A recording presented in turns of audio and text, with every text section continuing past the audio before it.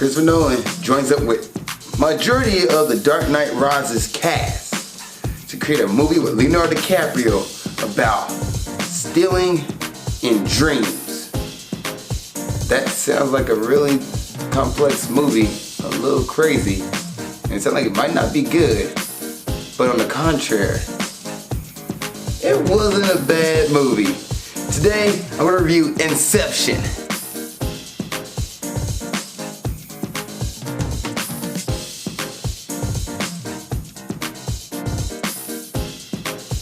What's up, world? Welcome to another episode of Movie Breakdowns. I'm your host, Zakka. What is Movie Breakdowns? The movie review series look at new and old movies, give them a grade, A through F, plus and minuses do count.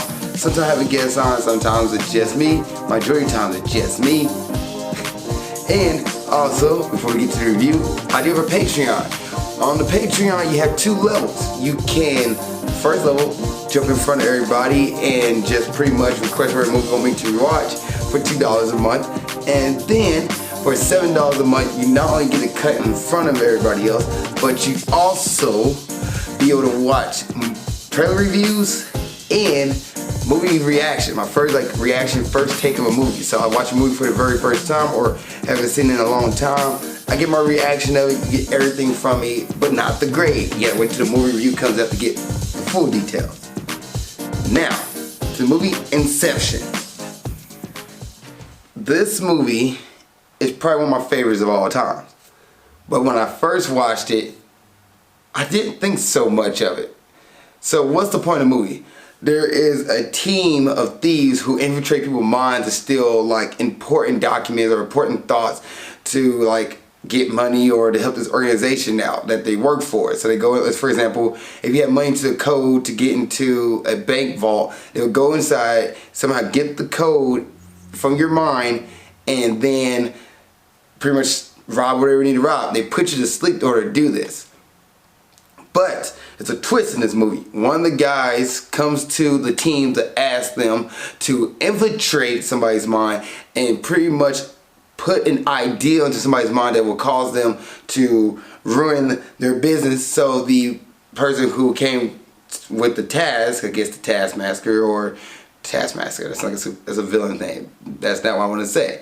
But the guy who came with the request become the new head of business or whatever corporation it was. Which I'm sorry to say, I don't remember if it was oil or technology. But they said in the movie, it's almost like a thought that don't really need to know. It's just the fact that this guy's a business owner and he wants to take down his competition. So the main characters, Cobb, who's played by Leonardo DiCaprio, and Joseph Gordon-Levitt character Arthur have to get a team together to go in and do this near to impossible mission that Cobb has once done before, but only one time. So near to impossible is right. My first thoughts. The first time I watched this movie, I was watching it at a house party, and like it's movie night. We all try to get together and watch it. Most people, like it's like 9 of us. People was talking. People were not paying attention, so therefore it didn't come out well. I didn't understand it. I was like, what is this I'm watching? Why I'm watching this movie? We picked the wrong movie to watch. I wanted to watch something more like action-packed, like, I don't know, Iron Man at the time. The movie came out in 2010. The movie night was in 2011, so it had been something more like, what came out? Iron Man 2? Wasn't Avengers yet. So Iron Man 2, maybe Thor, something along those lines.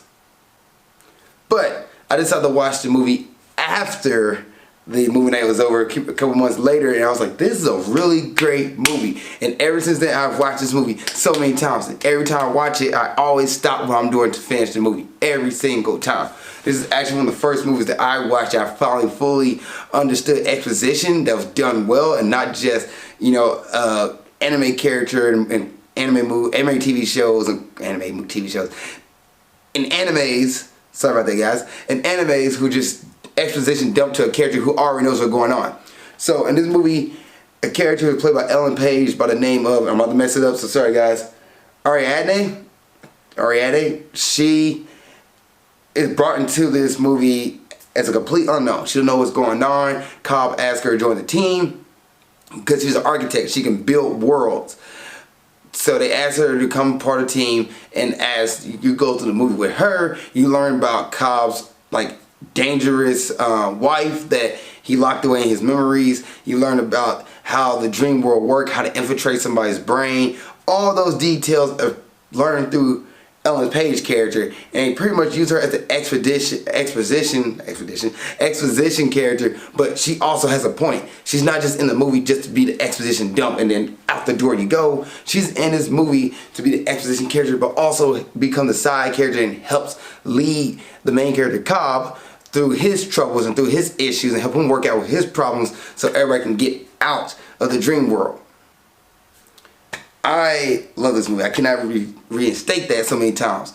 The other thing I love about this movie, besides the storyline and how it flows, but also the music and tone and the choreography and the like designs of this movie. The whole flip the world and the CGI that's like inside Cobb's brain, and they flip the world, and the world changes. And it's like, oh wow, like it's the CGI in this movie is great. It's really good for its time. It's still great to this day. The music is great. I love I don't even know what instrument it is, but like the horn noise. I'm not sure what exact instrument it is, but the horn noise is really good. It's done well. The cast, everybody in this movie is great. I don't have any complaints. The one thing I would say is nitpicking, super nitpicking, because it feels out of place after watching it so many times, but you wouldn't notice the first, second, or third watch, was a scene where Arthur, who is played by Joseph Gordon-Levitt. I can't say his name. Joseph Gordon-Levitt. Who's played by him. He explains to them how you can rechange like the area you're in. As in, like, they're walking upstairs. He's teaching Ellen that, you know, they're walking upstairs, but then they keep walking in circles because he is constantly changing the levels as you're walking. He just keeps rotating the stairs, so you're walking in circles.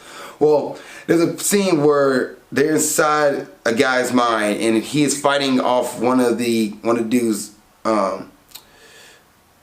I can't call it projections. So projection is used to protect somebody's mind in case somebody tries to steal something. So he's fighting off a guy's projection, and they go around, and this paradox happen, or paradox, forgot the exact name now, but the paradigm happens, and he tells the guy before you push him off the stairs, he goes, you see that? It's called paradigm. And then you push him off. I was like, he didn't even know what that was. The guy was nowhere near you when you explained what a paradigm was. He wouldn't even know what that means when you push him off. So I just thought that was funny how that was put in the movie. But other than that, that's super nitpicky. Other than that, this movie's great. The like falls in the movie when somebody's falling in the first level of a dream, it translates to the second level and third level, and time slows down or gravity lifts, whatever case is going on. And there's a scene where this van's in mid-float. It's floating. So Arthur and everybody else in the second dream or second level of the dream are floating now too. And there's like pretty much a gravity fight where there's like no gravity. And I thought it was pretty cool. Every time I watch it, I'm like, who thought of this? Like, how did Christopher Nolan outdo himself? It's great. I don't know, I loved it. What more do you want from me? The cast, as I said, is great. Leonardo DiCaprio, who plays Cobb, I'm bringing my phone up because I want to make sure I have everybody and I want to mess my name up, who plays Cobb. He, great. I don't have a complaint about Leonardo DiCaprio. I don't know what more you want from me on that. He was great. Ellen Page, who played Ariadne, she was great. Cillian Murphy, who is Scarecrow in the Dark Knight series, he's in this movie. He is the business owner who the team goes and infiltrates, and pretty much he kind of helps them plant the idea within his mind, not knowingly. Pretty much Leonardo DiCaprio's team kind of convinced Cillian Murphy's guy that, hey, we're on your team. And Cillian Murphy, he plays Fisher, so he did great too. I believe this character, the business owner. Joseph Gordon-Levitt as Arthur, great. Talked about him. Tom Hardy as Eames. Once again, another great actor, another great person. Tom Hardy did great. I don't know what more you want from me. Marion Cotillard, who played Mal, Now, she's the antagonist in this movie. She's the antagonist of Cobb. She pretty much is there to mess stuff up, just get in the way and cause issues. So Cobb and Maul both went into the very last level of your dream, which is hard to get into, which is called limbo.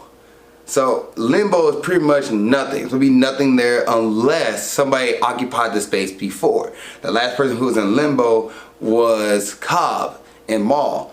Well, Cobb told Maul that the world it was in was imaginary. It was a dream. It's not real. So he put in, this is how he knew Inception would work, because he put a thought in her mind that pretty much told her that the world she lived in is not real. So when she woke up from limbo, which you have to kill yourself to get out of limbo, when she woke up from limbo, she thought she was still dreaming and pretty much killed herself in real life, which that event traumatizes Cobb and haunts him.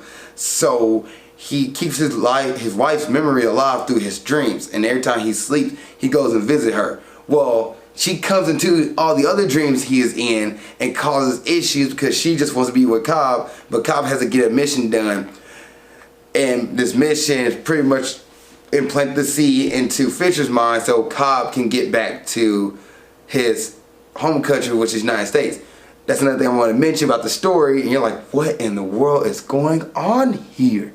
Well, Cobb is on the run from the United States in this movie. He can't go back because Maul killed herself and blamed Cobb on the death, which is not what really happened. You gotta watch the movie to find out. Or I can just spoil it here, but really understand what's going on.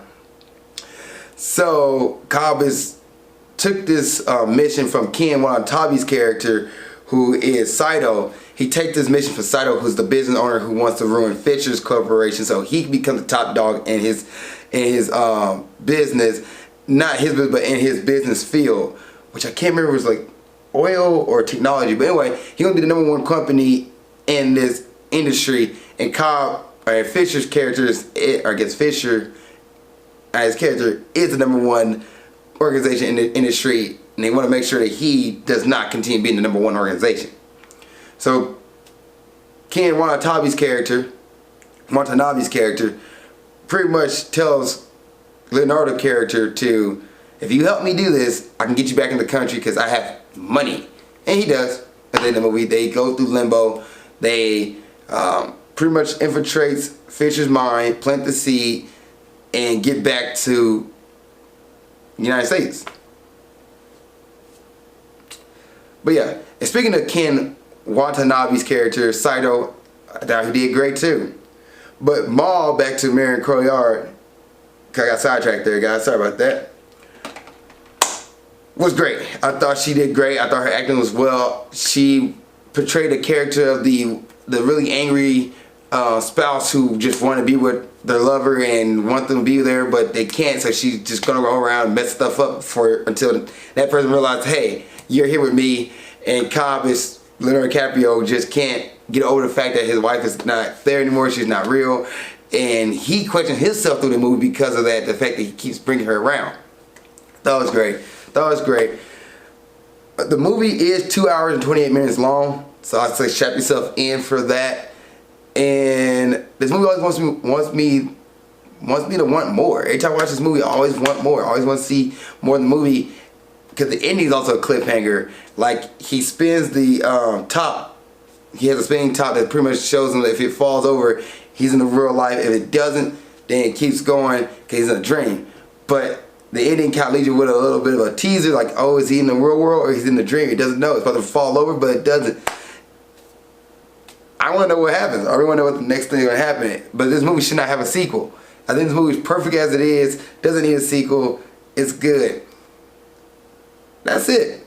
Should you watch this movie on a Friday night? No, not at all. I don't think you need to. Any other characters I'm missing? Let me see here. Michael Caine in this movie, he's a professor.